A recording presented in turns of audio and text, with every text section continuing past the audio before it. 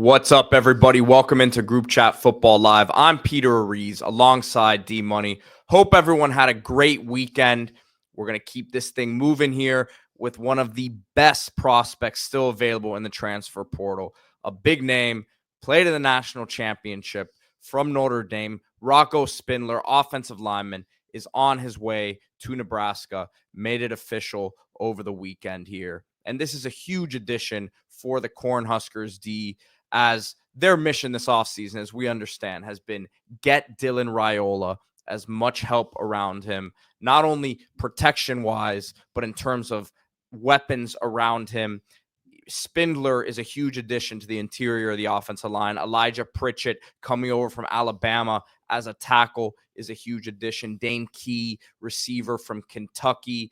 So there were some big pickups here. Those were just some, to name a few. Hardly Gilmore, wide receiver from Kentucky. But you talk about Rocco Spindler here, a guy who was a pivotal part of a national championship team, a team in Notre Dame where he was one of the leaders of that offensive line and was one of multiple offensive linemen to transfer from there this offseason. But you got to be ecstatic about the leadership and the versatility if you're Matt Rhule. Yeah, don't forget Isaiah Hunter, right, with those wide receivers. So, like you said, you got the weapons. Now you got to build it up front. Much different type of player than Elijah Pritchett, who highly rated guy, big, athletic, high upside player from Alabama, but maybe not, the production at Alabama. You're betting on the up, right, with him. With Spindler, he brings so much stability to the group. This is someone who just started on a national championship offensive line, contending offensive line, one of the best offensive lines in America, maybe the best. 6'5", 325 from Detroit, Michigan. Michigan wanted this player, but Nebraska was able to get it done. Wrestling background. His dad played for the Lions 9 years in the NFL. And you watch him play at Notre Dame. Physicality, toughness, phone booth player, which is what Nebraska was really built on, right? You talk about, you got Dana Holgerson coming in now. You're building around a quarterback. You've added all these receivers, but your foundation, historically, guys like Rocco Spindler. So just going through here, played all 16 games this season for the Fighting Irish, started 13 games. He was a one-year eligibility player, so a lot of experience for his one-and-done year with Nebraska. And it's interesting. So this offensive line for Notre Dame's had a lot of shuffling, right? A lot of young players with talent, also guys with injuries, a lot of competition. So if you look at Spindler, lost his job at camp. Week 3 comes in when Billy Schrouth goes down with an ankle injury. But then when Schrouth comes back, Spindler remained a starter, and Sam Pendleton, who had been the starter, went back to the bench. Pendleton is now in Tennessee. All this movement also led Ben Coogan to move to center. He's now at Indiana. So all these kind of pieces moved apart, a lot of musical chairs with high-quality national championship caliber offensive linemen. The beneficiary, Notre Dame's going to have great players anyways. They got young guys coming up.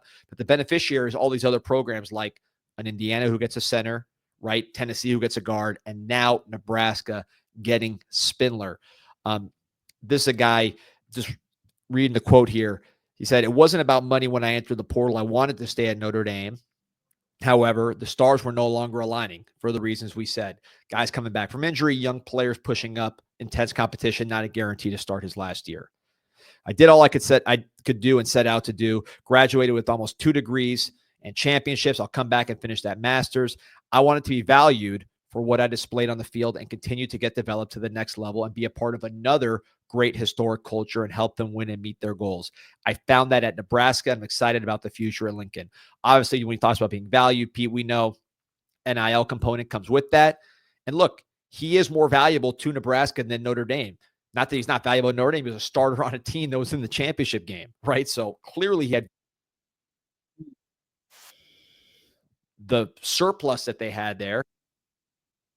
Guys going to other schools, and he goes to Nebraska where he can really be a staple there. Visited Indiana where his teammate Coogan went, visited Pitt, visited Virginia. Michigan was heavily interested, but ultimately visits Nebraska on Tuesday and goes to the Cornhuskers.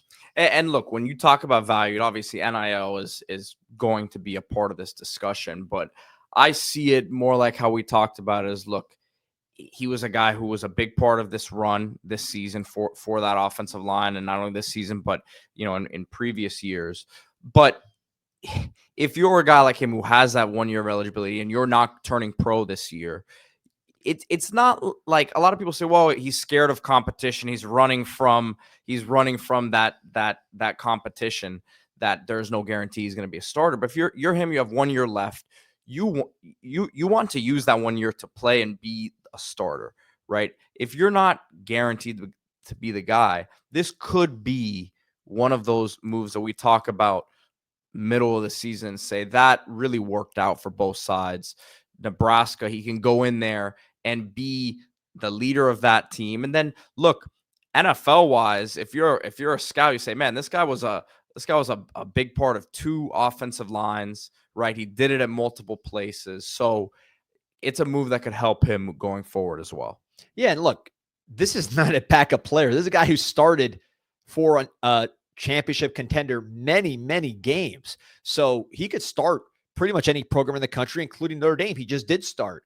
It's just a matter of, do you want to be one of many competing, or do you want to be a foundational player, which I think when you look at him in Nebraska on this offensive line, he's a foundational piece, and to me, a bigger piece than Pritchett, because Pritchett is such a high upside guy. But Spindler brings the experience, the credibility, the toughness, the physicality to bring, not only to help just with his own production, he elevates the room. He helps a guy like Pritchett say, hey, listen, I might not be as talented as you, but this is what you need to do to be able to play deep into January. So you look at how the whole thing kind of works out. You have Justin Evans and Henry Lavotsky returning at the guard, but Evans maybe could be center. You lose Ben Scott.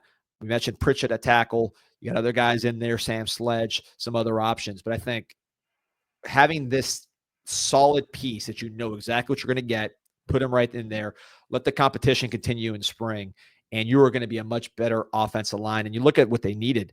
99th in yards per rush at Nebraska, which is like, for someone like me who grew up in the 90s, right? I was born in 85. The idea that the Nebraska is 99th in the country in yards per rush, it just doesn't sit right. 62nd in sack percentage. Obviously, you got to protect Rhule. That's the biggest thing in your program right now. But I just think more than the talent, which is considerable, there's a highly recruited player, NFL bloodlines, great size, tough, etc. The attitude, watching him play. I watched him against Louisville and really focus on him when he entered the portal. This guy can move people. He can get to the second level, but he's certainly, I would classify him more as a people mover, short area brawler. And I think going to be a fan favorite in Lincoln, and what's turning out to be a huge, huge season for Matt Rhule, not on the hot seat or anything like that. But, you got the quarterback. You've now brought in a lot of transfer portal guys. You've had some recruits get in there. It's time to go, and is going to help them win right now.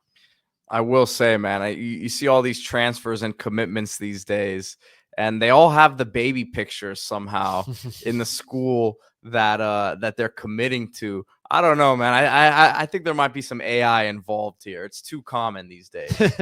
Maybe the kids just wear a lot of different uniforms. I only had one growing up, but maybe these days the kids wear a lot of, my kids wear a lot of different uniforms. Like they like Ashton Jeanty, they like Travis Hunter, they like Cam Ward. So maybe that's just kids these days like a lot of teams, right? So it works out in the portal era.